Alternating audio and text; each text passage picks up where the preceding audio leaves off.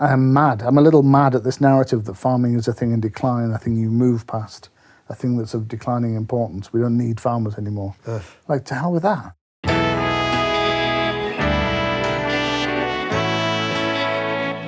From barns to big towns, it's the Peter Bick Show, Season 1. When you stand on healthy soil, there's a universe beneath your feet. Want to make sure you never miss an update?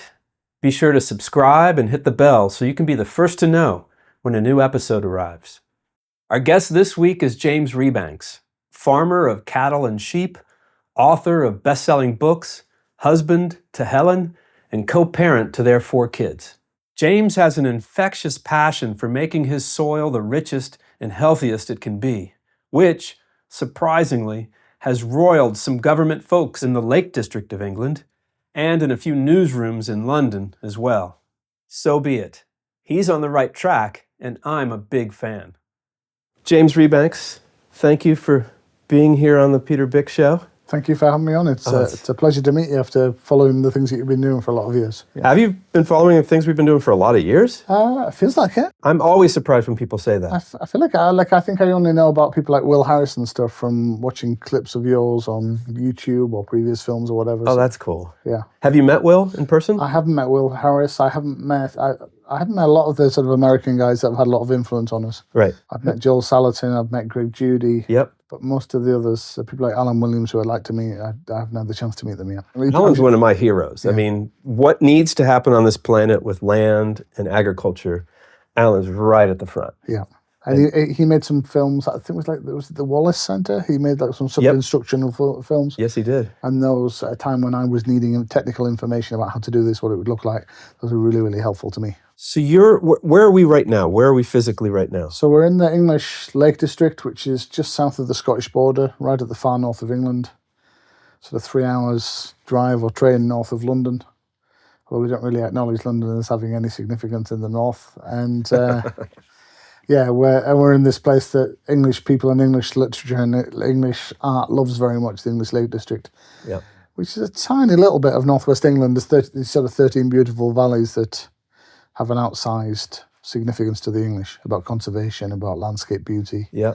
And also a sort of farming pastoral history as well, which is quite special. And that's what you're part of. Do you have a connection to 1,000 years back through your family, through the practices you've been taught? Yeah, raising sheep and... So in the local archives, they have the church records for births, marriages and deaths. And the oldest church records around here are 600 years old. Okay. And that's when they run out. There's no paper book before that. Okay. And the one for these parishes here, I found it and we were on the first page. Like the Rebanks. The Rebanks is in the neighbouring parish, a place called Dacre. Mm-hmm. And there's various legal documents before that, going back to like 1420. It made me laugh because all of those legal documents suggest that we've been troublemakers for a very long time, disputing land ownership or with aristocrats and things like that. Would you be disputing ownership of animals?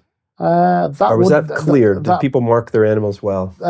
In this landscape, and that's a really big thing, but tends to be sorted out without a court, without that sounds a bit Old Testament, doesn't it? Yeah. And was. Yeah. That would be sorted out in the court of public opinion and with a punch on the nose and based on earmarks and things like that. But a dispute about land, legal dispute where you would need a lawyer or a judge or something, that would have made the paperwork. So nice. So it's interesting. People when my books, the Book of Shepherd's Life came out in 2015, people would say, "Oh, you've been in that place for 600 years." I'm like, no. The paper shows we've been there for 600 years.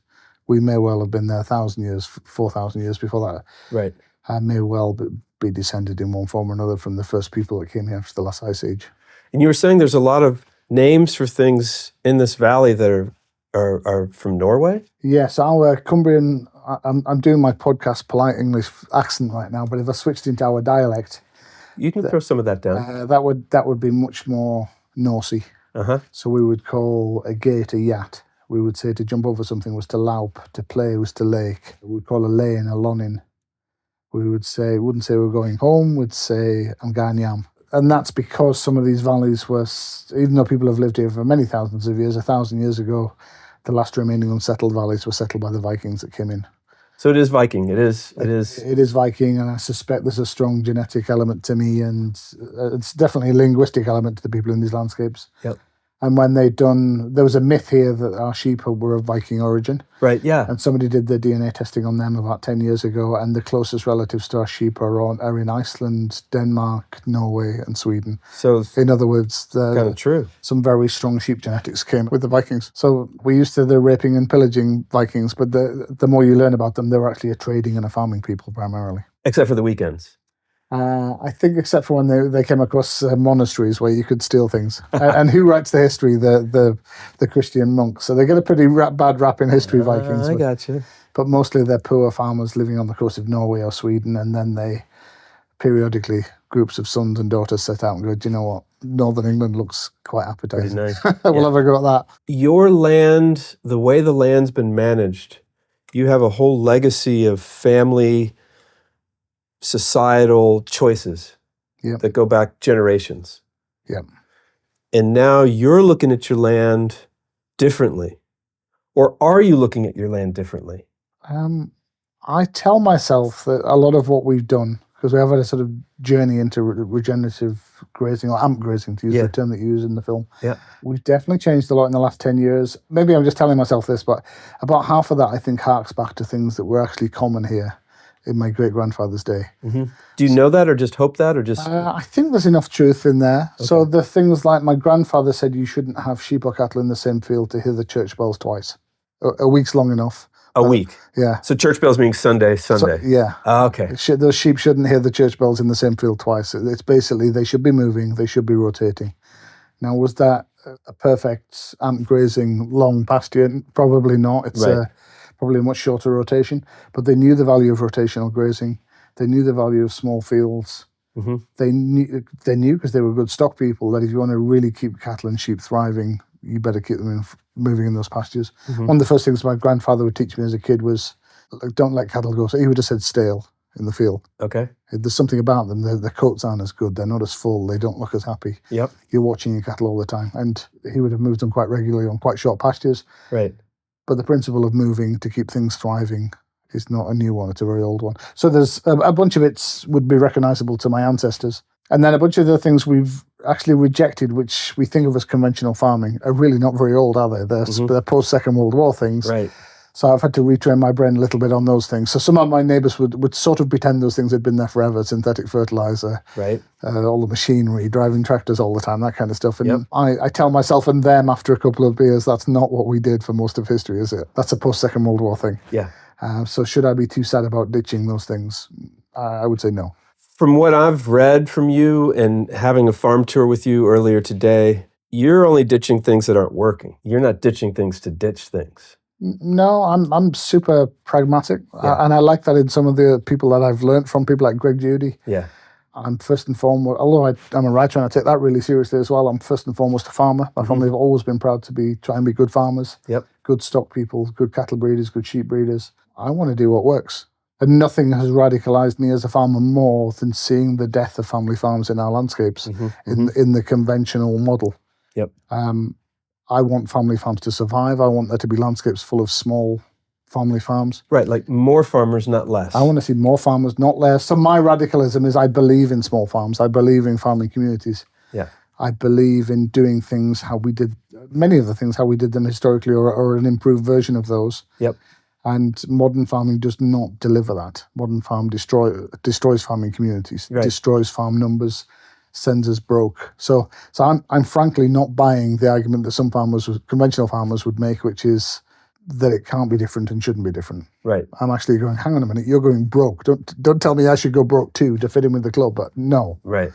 I'm going to do whatever it takes to keep my family on this land, to make a living. And if that means at times learning some new tricks or having to be big enough to say that maybe the way my dad did things is not perfect, so be it. So as we walked around your farm, you were as excited as I've seen a farmer. I was excited listening to you, right? Yeah. Because you're doing so many cool things that are bringing nature back to your farm. You were talking about taking parts of your farm out of production And then all of a sudden, that part of your farm that you thought you were taking out of production became very productive. Yeah. So walk me through one of those examples, like your bog. Okay, so originally didn't think we were going to change our grazing. We didn't think we were going to change our livestock operation. We liked that very much. We were very settled in it. The way you're grazing your cattle. The way we were grazing our sheep, particularly at that time. Okay. We've gone back into cattle more since then. But I did take on the nose the criticism of particularly of British farming, that there's not enough different habitats, there's not enough trees. So I took it very much to heart, and I thought, okay, around my grazing operation, how much nature can I put in? How many trees, how many hedges, hedgerows, how many riparian strips, whatever. So I'm cramming that stuff in around the edges. And I think I've discovered a really neat hack, which is I'm not giving up any productivity. I'm just giving you the unproductive edges, really, as an environmentalist. And that worked for a while. That's great. That brings a lot of nature back to the farm. I started to really like it. The real innovation on the farm was then to realise that the pastures themselves and the soil beneath them are actually the key habitat on the farm. And then if I could do something like an AMP grazing model, that's the real game changer in that redesigned farm setup. But as you say, yeah, every time I think I give something up on the farm, it actually improves and changes and it evolves into something of value. So we have some young woodland areas. And when we started out, we were planting these really narrow riparian strips on either side of the river and not putting a gate in, because that was the bit I was giving up to nature. And then over time, I've morphed into a much wider riparian strip with a gate in. And what I do is in the middle of winter when it's snowing and I need somewhere with some shelter and some deferred grazing for 24 hours or 2 days or 3 days or 10 days, whatever it might be, after we've had snow, I'll put the cattle into those areas. And instead of feeding hay, I'd now rather have a much wider wildlife strip with a gate in that's occasionally functional outside of the growing and flowering season. So in the winter, it's snowing here. Yeah. And you're not putting your animals in a barn. We never house any animals. We don't feed any animals. We don't medicate any animals, because we haven't quite got off a once-a-year worming for the sheep. But our cattle are on a basically no input system now, apart from sunlight, rain, and healthy soil. And so you're leaving a part of your farm basically standing forage that becomes what other people would be feeding hay in the winter. Yep. You're just letting them graze another part of your farm. They're fertilizing that part of your farm. And then in the spring, how's that look? Because what you hear is you can't graze in this part of the world in the winter because it's going to muck up so much. They're going to ruin the field. And it'll never grow anything. It'll be compacted. All the conventional UK logic is you can't graze out in winter with cattle. And I know why that's the conventional wisdom, because what the person's talking about is not what I'm talking about, right? So what they're talking about is you get to the autumn, you've exhausted the pasture. There's nothing good left to eat in it. Right. You've got French cattle genetics from the 1980s and 90s of cattle that are 300 or 400 kilos heavier than can stand on your ground. Your pasture is tired, so as you go into winter, there's a declining nutritional plane. The cattle are eating worse stuff every week than they were before. And these big cattle are losing flesh, and they're heavy, so the soil health is not good, so they're going through, they're turning pasture into mud. After about a week of that, the farmer says, no, this doesn't work, let's put the cows in the barn like we always did. Right. That's not what we're doing. And we've had to learn a whole different suite of tricks. And the different suite of tricks are, that big French cow's no good. Right. I need a native heritage breed, English, Scottish breed that's 300 or 400 kilograms lighter. I need to prepare my pastures for the whole preceding season using the techniques of Alan Williams or Greg Judy, people like that. So you're making that pasture thrive so that when the winter comes, it's not just bare soil. No, we're going into winter with like a foot of standing forage. Okay. We're allocating forage out on a day-by-day basis throughout winter, literally every day of the winter, including Christmas Day. Sometimes on Christmas Day I move them twice because I just enjoy it. And I've eaten too much turkey and you need some exercise. So we're allocating out, they're getting a fresh bite of forage every single day. Of course, those cattle, because they're native breed and they're old-fashioned, they used to do this. So they've got the big belly, the big rumen for it. They've got the hair on to keep warm in winter. They're really easy fleshing, stroke fat in a healthy, good way. Yep. They go into winter carrying a lot of flesh. They hold on to that through winter. And the other thing we do, which is maybe more radical than anything else we do on the farm, is we prepare our winter stockpile with a very, very wasteful, heavy trample of organic matter at the end of July, at least 75 days before the end of the grazing season. So when you say wasteful, you're saying that tongue in cheek. Any conventional farmers listening, what I'm talking about is growing for a long time through summer a waist-high jungle of organic matter, grass, flowers, other things, and then deliberately using the sheep and cattle to lay down a thatch on the surface Not giving them a lot of time to eat it, but just stomp it. Not worrying it, just stomping it on the surface. Yeah, fertilizing. Which is a massive soil health boost. But has the added advantages that when my regrowth comes for winter, from mid-July to the start of October, that deferred grazing 75 days, not only have I got amazing growth going into winter, which is what I'm going to allocate through the winter months, but my cattle, which are not too big, are now going to be standing on this perfectly crisscrossed thatch that I laid down at the end of July. Yep. So my soil's super well drained because of the deep roots, because of that long summer growth. It has a thatch on the surface which stops those little cows going through it. It has amazing nutrition on the top, and then I'm putting the effort in the middle of winter so that there's a fresh bite of something green every single day. Right. That's fundamentally different from leaving the big old French cows on a mucky field. On a mucky field with crap nutrition, where the soil health is poor and there's no thatch. Yeah. Right. It's a different game. Yeah. And we didn't know how to do it originally. And last winter we've not only worked out how to outwinter cattle here, which is not that hard when you can bring those 4 or 5 things together. Yep. But we did it without any supplementary hay at all last winter. We'll be right back.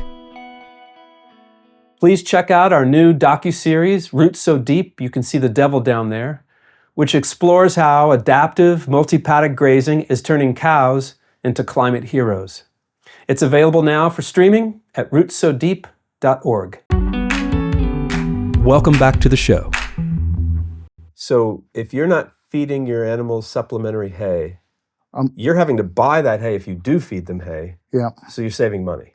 I'm saving one hell of a lot of money. I'm bringing the costs of a cow down from somewhere between 800 and £1,000 per cow, which it will be in lots of British beef units. Per year? Per year. Per head? Yep. To what? I'm bringing that down to sub 200. Okay, smaller cow, smaller calf to sell at the end of it, true. Yep. But a heap of profit in my cow. There's no profit in most beef cattle on the other system. So you're looking at profit per animal rather than yield per animal. Right? So So you could be growing this big giant cow. So the utterly crazy thing about the conventional beef model at the moment is that most of turnover on the farm is none of it is retained as profit. You get to the end of the year, you've turned over a vast amount of money, but you have no money left in your hand. Is that bad farming, or is that the way it is? It's absolutely the way it is on most farms, and becomes something you don't even think about. It's just at the end of the year, oh, wow, we didn't make any money. But if you think about it rationally and questioningly, you're like, why don't I have any money? You worked your butt off. I worked my butt off. I did it every day of the year. Yeah. I built a shed. I bedded these cattle with straw. I fed them with silage. I made crop with the tractors. I put all of this effort in, and I don't earn anything. And that's become so normal that we don't even question it anymore. Well, a farmer in our film, Johnny Spangler, I asked him, how much does it cost each bale of hay you produce? And he just kind of laughed and said, it doesn't matter, I got to do it. Yeah. We're switching off our brain because we think there's no other way. Right. We've had to retrain ourselves to stop thinking this is just what we do. Right. Ignore the fact it makes no money at the end of the year. Right. To taking the best ideas around from the world about, is this a good idea? And I spent a little bit of time in southern Alberta and places like that. Mm-hmm. They have some really cool alternative rules, which are, the cow should walk to the feed. You shouldn't be leading it with the tractor. So every time I start my tractor, and I'm like, whoa, hang on a minute. Do I work for the cows or the cows work for me? Why do I need an 80,000-pound baler to make hay? Why do I need to wrap it in plastic? Why do I need to make hundreds of those? And then burn the plastic and later. Then all that stuff. Yeah. Why don't I just leave the stuff standing in the field, allocate it out through the winter? Mm-hmm. And most farmers hearing that, if they haven't engaged with it or seen it somewhere, will go, that sounds like crazy talk. Because they would say, if I'm right, there's no way I could leave enough for them. I need so much more. Yes, and that's often true because most farms are not self-sustaining. They're not producing enough. No, they have this. They either have ghost acres, which is bought in feed or forage from somewhere else, mm-hmm. or they have an entirely false productive advantage, which is they're bringing in synthetic fertilizers made from natural gas or other kinds of fossil fuels. And that kind of felt like it was fine for a long time, right? Yeah. But now it's why we don't make any money. Right. It's very expensive. Yeah. We're just on a hustle, basically, where everybody that sells us stuff is making money, but we're making nothing. And the mad thing is, if you're keeping like 1,000 cattle, 200 cattle, 1,000 cattle, whatever your number is, or sheep, and at the end of the year you're making nothing, you're actually not really working for you, right? You're working for everybody else. That's right. And I don't like that. I fundamentally don't like that. I think there's something wrong about that. Yeah. In fact, I think that's so wrong, I'm prepared to engage in quite radical activity on my farm to change that. How do you know things are moving in the right direction? What do you use as indication? I want really healthy looking cows and sheep. That tells me straight off. Straight up. Yeah, we went and look at my cows, right? They're full, they're healthy, they're slick coats on them, their backs They're fat. Amazing backs on them. Yeah, they're fat middle of summer at the moment. Yeah. And they weren't pregnant. No, they're just loving life and they're calm, chilled out. They're not scared of me. All the rest of it. Yeah. And then there's other indicators which I think a farm should be noisy. You should be hearing birds. Yeah. Right. Yeah. I happen to love birds. All farmers have a soft spot. They like certain flowers or certain birds or whatever. I'm a bird guy. All farmers love their land. Yeah. And people forget that. That's right. Or people just assume they don't for some reason. I don't know. Which is crazy, isn't it? Yeah. So I have little tricks like how many birds am I seeing? I go to conventional farms now and I listen. I'm like, geez, it's quiet. Why is it so quiet? Why is there no birds? Yeah. Why is there no insects? And I think what I loved about your film is there's sort of no bad guys. Like, is there? There's only good people that ended up doing the wrong thing. Yeah. Because they went down a path and did it for the right... Or even didn't do the wrong thing. It's just now there's more information. Yeah. And what I was really touched by was some of those... There was a lady in one of the examples who's the conventional farmer, not the amp farmer. Mm-hmm. And it was the bird thing. Yeah. She was sort of really cut up of like, I think I'm a good steward. Why are there no birds on my land compared to this next door neighbour? I think as long as we're not turning our brains off and becoming sort of entrenched and static, we should all be smart enough to be listening, shouldn't we? Yeah. Whether it's to a scientist that measures the birds or just with our own eyes. Like, right. And even... So insects, birds, the health of the animal primarily. Things like colour of field. Is my farm looking healthy? And I reckon 90% of farmers have a pretty good eye on this. Mm-hmm. You drive along the road, you know who's growing loads of grass, you know whose farm's abundant. Yeah. You can tell whether things are like a lovely, healthy, abundant green colour. Mm-hmm. And my farm's absolutely, unless you think I'm wrong, my farm's absolutely banging. Yeah, it's abundant, it's lush. It's growing masses of biomass. Everything that lives on it's healthy. There's birds, insects everywhere. Yeah, I think you know. And actually, the really sad thing is, I think when you're in that conventional model, like my family was 30, 40 years ago, I think you sort of know it's not as good as it used to be. And you're sort of blocking it out. Yeah. You're blocking it out because you felt like you had no choice. So let's talk about the whole world of rewilding. Yep. The idea that if just people got off the land and we let nature have it, all of a sudden the magic of rewilding would happen. It would be better for the environment and better for the land and better for the animals. What's rewilding really?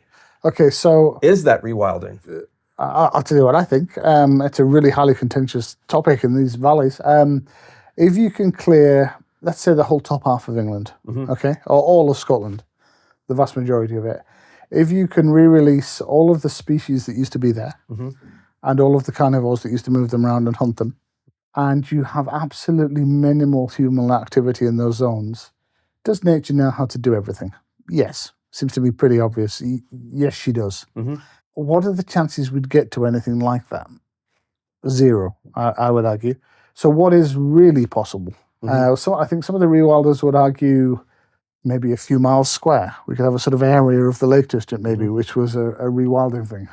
Which is not any land for any kind of animal. It's not enough. Arguably not big enough. It doesn't allow migration. It isn't big enough for a properly functioning sort of large carnivore system. How do you keep the large carnivore in it if it's surrounded by farmland with sheep? And like, there's so many practical... Like, will a wolf stay in that spot? Yeah, will the wolf stay in the Cairngorms hunting excessive numbers of red deer, or will it go to Birmingham and kill people's cats or something? Right. I at best don't know the answers to those. I have strong suspicions that we're not going to get anywhere close to that. Yeah. And even little enclosed chunks of mountains or something, how real is that for any given animal? Where's the migration? Where's the ability to move from upland to lowland by season? Yeah. So do I think we're going to get anything remotely like that in the heavily populated, heavily owned, heavily manipulated landscape of modern Britain? I don't really believe we are. Yeah. So what is rewilding? There are some really interesting experiments, aren't there? Places like Knepp, where we're letting land go. We're letting a different set of natural processes happen. Right. Usually with herbivores in the mix, which is often domesticated cattle. Yeah. So they're rewilding, but they're using cattle as a tool. Yeah. Is that true? I think, yes, they are. And even within the rewilding movement, I think there are people that just call this refarming. It's just like a sort of farming, gardening model that would let things go further. Yeah. And does that do interesting things? Yes, absolutely. I'm quite happy to learn from those places.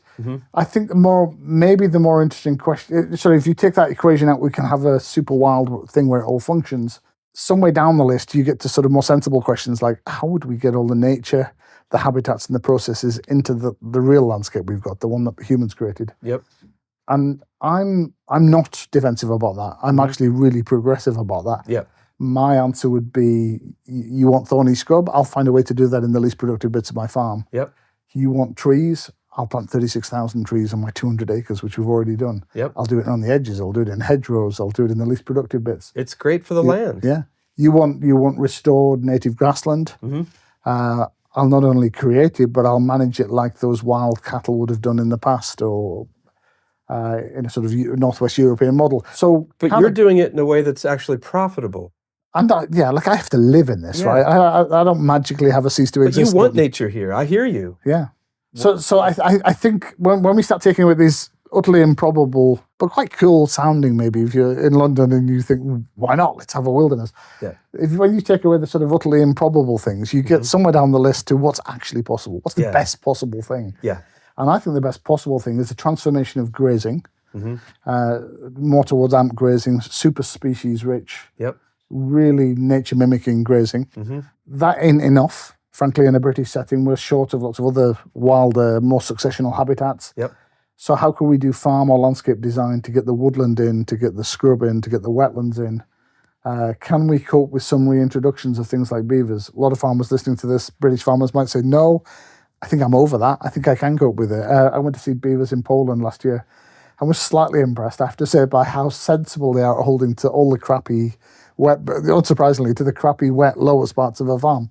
Is that why you make your money? No. Right. I think they just want... Give the beavers the lowlands. Let the beavers have the crappy lowland bit. And then what are they bringing? What are they bringing? You know, nature... Probably not a lot to my bottom line as a farmer, but do they bring something to the ecosystem? But maybe. Exciting. I mean, having that set water on your farm, what would happen during a drought? Would you be in better shape? That's a good question. And actually, at the moment, we're doing slightly absurd things, which is we're being human beavers. I've just built 25 ponds on the farm, right? I've built 25 ponds. And do I love the nature that's come onto my farm because of the 25 ponds? You bet I do. We've got 6 or 7 species of damselflies, 6 or 7 species of dragonflies, most of which I've never seen before until we built the ponds. Like, you're seeing insects. You were born and raised on this land. Yeah. And you're seeing insects that you've never seen before. Yeah. Are you seeing plants that you've never seen before? Plants, we have over 200 species of plants, flowers, herbs, whatever. 200 is a lot. It's a lot. This is a super, super diverse farm. I mean, I know farmers that 15 would be great. Yeah, so we have fields with over 110 species in. And we're really cool botanist friends that tell. And I don't know them all. Right. I'm not going to lie and tell you I can tell you what every little thing is. Yeah. But I have friends that can. That's what the ecologists That's what the ecologists are for, absolutely. But if you're having that kind of diversity above ground, imagine the diversity you're having below ground. Yeah. You and I haven't really talked about your microbes that much. No. I know it's personal, but I don't mean to pry. Do you know what I think's cool? Like I think I said before, I'm a bird guy, right? Yeah. What really makes you have an abundance of birds on a farm? I didn't know until I started doing amp grazing, right? So the edges, the woodlands, the bits of trees, whatever that I've put into the landscape, great. That brings back some woodland species. What really crams an abundance of birds onto my land, particularly farmland birds, is the restoration of my soil and the restoration of my pastures. So you can make a direct connection. Oh, I thought you were going to say bugs. From the first field that we started to amp grazing on, any idiot can look at that field. Every idiot did. And could see spiders, slugs, frogs, toads, worms everywhere in a way that I've never had before. What's the first thing that happens? The field's full of crows. Like the crows of this valley every day come to that field. I'm like, why? What? You know, and it takes you literally only have to ask the question, why are they coming to that field for you to go, oh, dinner. And it takes you back to school, you know, all the things you didn't pay attention to that you should have done, and remembering that food pyramid. And at the top, there's super big, sexy things that eat at the top of the food chain. What's at the bottom? It was soil and the grass, wasn't it? And the overwhelming abundance of a food system is powered from the bottom, from the soil, from the grass. And I knew that somewhere in my not paying attention 15-year-old schoolboy head. And then I've read about him. Yeah, and then when he was not that nice. But when I see it in my field, and suddenly instead of seeing like one meadow pipit or 2 or 3 or 4 or 6, there's 100 take up off my pasture in front of my cows. Yeah. And you're like, I've never seen 100 meadow pipits before. See, that's what I call rewilding. Farming that nature wants to be on. Yeah, so the absurdity at the heart of some of the critics of this is that it's either farming or it's high value nature. Right. And this is fundamentally wrong. The very best farming, which is based on on native flora and fauna, that lets those things thrive, is not an either or, is it? It's very close. Not perfect, right. but it's very, very close to what should be there. It isn't taken from nature. It is nature. Right. It is nature. Yeah. So the idea that this is somehow taking land that nature could do better on is questionable at best, because the species that used to make this do all of those things and the scale of the ecosystem and the processes is no longer there. Well, or they're growing on your field. Yeah. In fact, I don't know how we'd set this up. Maybe this is a future documentary. I would almost take the wager that I could put more nature into my farm than somebody else could with a pseudo-wild That's what I'm saying. thing. I think I can cram more. That's what I'm seeing. Yeah, more worms, more butterflies, more plants. I can do by it. And one of the people I super love her way of thinking. There's an American writer called Emma Maris. I think she wrote a book called Rambunctious Garden. I love the name. And it was the sort of ethos of the book is, let's not worry about all the ways that we're weird or that we change the world. Let's just make sure that every version of it is full of nature. Right. Because we're in the Anthropocene. Yeah. Like, humans have touched the whole planet. If we're going to be gardeners, let's be amazing gardeners. There you go. That's my thing. I like that. I'm probably getting the name. I'm probably getting the name of Emma's. Yeah, but if we're going to be gardeners, let's be amazing gardeners. Yeah. Now, of course, I celebrate farmers. Yeah. I'm not a farmer. I just appreciate the stewardship that you've shown us today. Appreciate it a lot. I'm not sure that I'm good at looking after plants. For me, the coolest thing is once you reprogram, you reset. This is based on very simple principles. I don't have to be a genius. Right. I don't have to know every plant of one of my 200 plants. Right. I don't have to be the greatest plant carer in the world. Yeah. What are the tools? The tools are let your pastures rest for a chunk longer than anybody thought you needed to in the past. Yep. Heavy hit, long rest. Heavy hit, long rest, mob your stock up, simplify your stocking structure, buy less things. Right. Buy less things. That's the number one rule of making a farm, stop losing money. And literally my wife, when we moved to this farm, first challenge, stop losing money. Right. And I didn't really know what I was doing, but it just meant stop buying things. Right. Stop buying things is a really good idea, because then you have to work out, if I'm not buying things to make everything grow, what does making things grow look like? Right. And then suddenly I was ready to hear. I was like, okay, tell me how to do healthy soil. Tell me how to graze without using synthetic fertilizer. What kind of cows would I need to stay out all winter? Suddenly you start asking the right questions.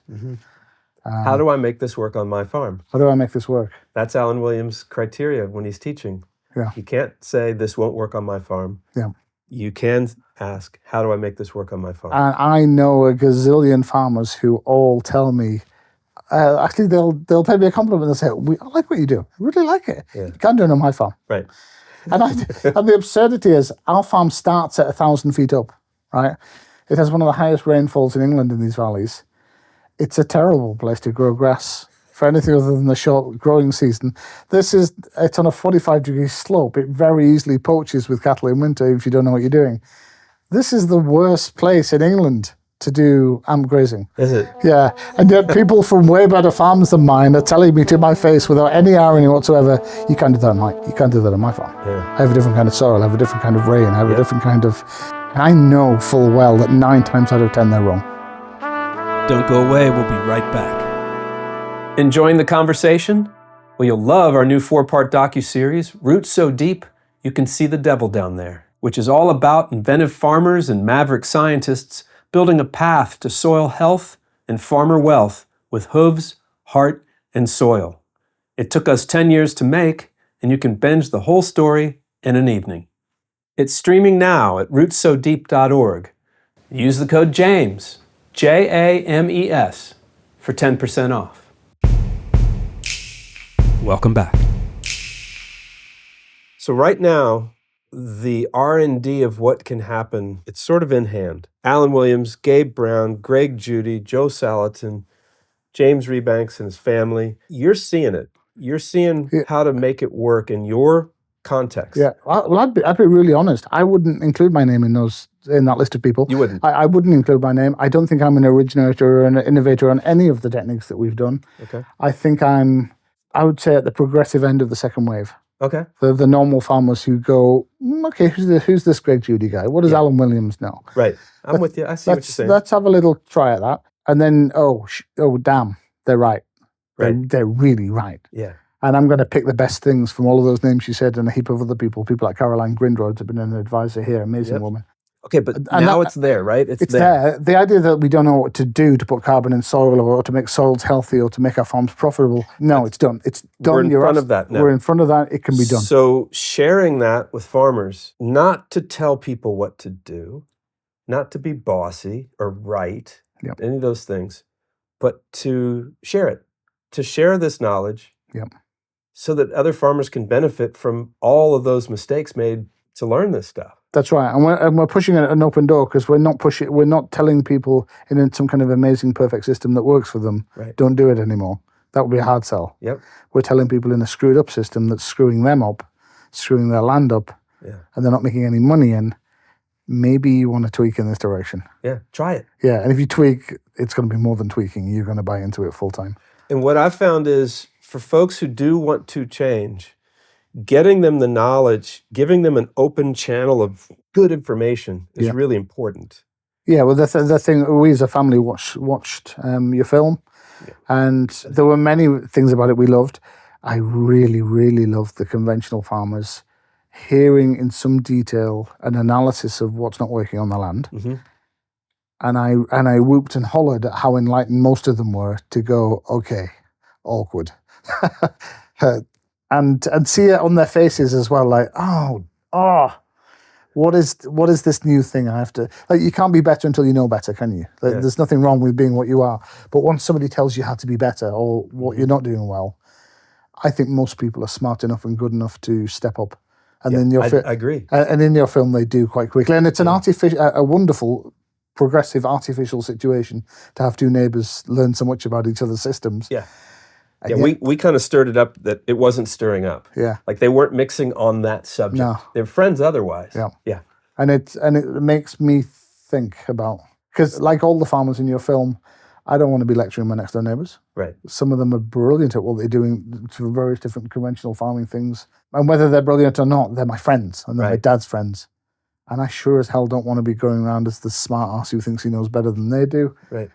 But there are some things that we've stumbled into doing and learned from other people that would definitely help them. Yeah. And it's confusing. Life's confusing, right? Do you tell your friend or do you wait for them to ask? And I think most of us wait for them to ask, which is maybe not the best thing. Well, that's what I found. There's this politeness, right? The person who knows the new methods doesn't want to be a know-it-all, doesn't want to push on to someone, doesn't want to toot their own horn. Yeah. And the person who's looking across the fence, looking at the amazing grass, just doesn't want to pry, doesn't want to get in their family's business.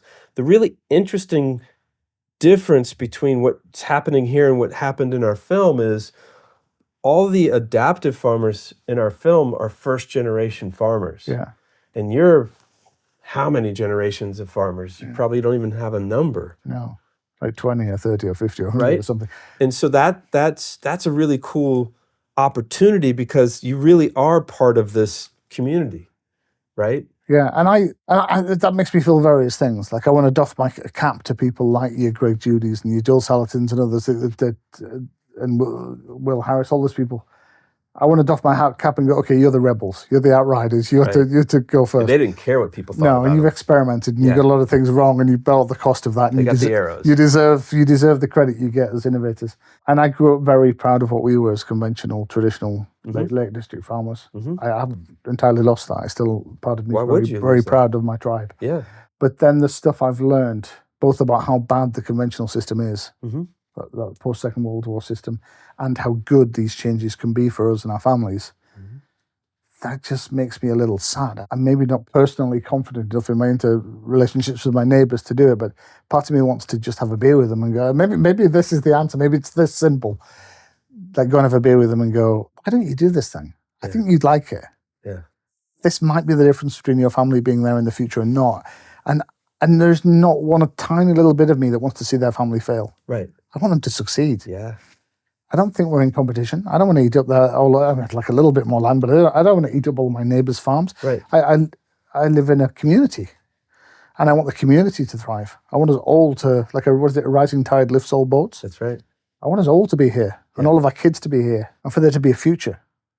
And I'm mad. I'm a little mad at this narrative that farming is a thing in decline, a thing you move past, a thing that's of declining importance. We don't need farmers anymore. To hell with that. Yeah, to hell with that.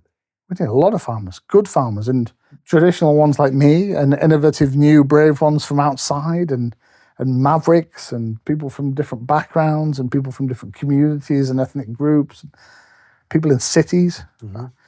It's really hit me in the last few years since I did the books. If we're going to win arguments about food and farming, you're not going to win it out in the sticks with a bunch of old white guys.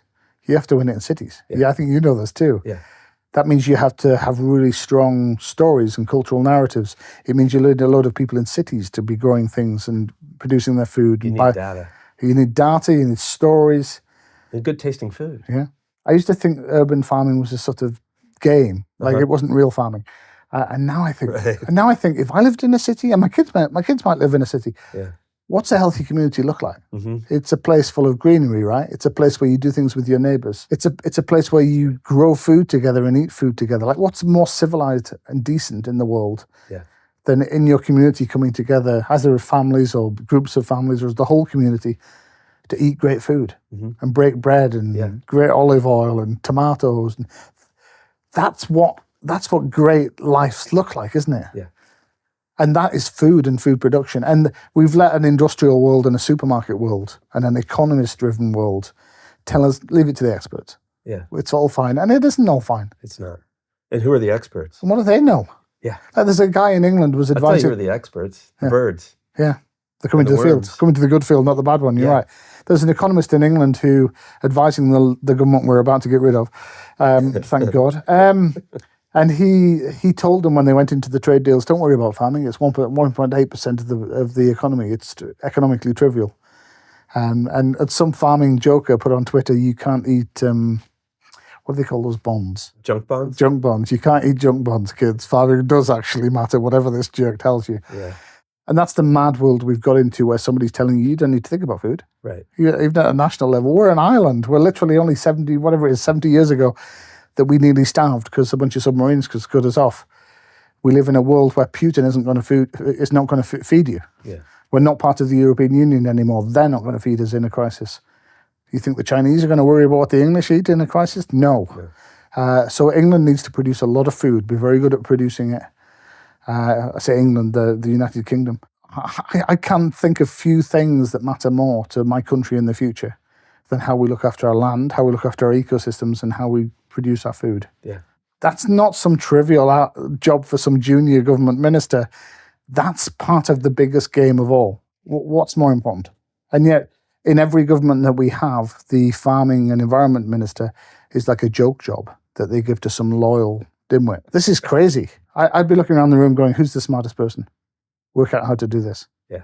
That should be the first thing a government does. How are we feeding everybody? How is everybody going to be healthy? Yeah.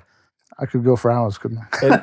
and we're going to do this. I think this should just be part one. Okay. Don't you think? Well, I enjoy talking to you. Yeah, I enjoy talking to you too. So, James, thank you for being part of the Peter Bick Show. An absolute pleasure, and I genuinely mean it. I feel like we're both doing the best we can in our own different ways and using whatever talents we've got to try and fight the same fight. Thank you. Thank you. Help spread the word. Subscribing and hitting the bell lets the platform know you value these conversations and helps us share new stories and new science with the world.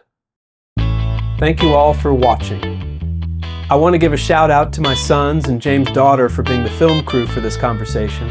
And that's what farming is all about, bringing the family along. I really look forward to revisiting the Rebanks family farm soon and often. To see our docuseries Roots So Deep, you can see the devil down there. Join us at rootsodeep.org. Use the code JAMES, James, for 10% off. You can read our published research and other folks' research on regenerative agriculture at rootsodeep.org under the tab Research.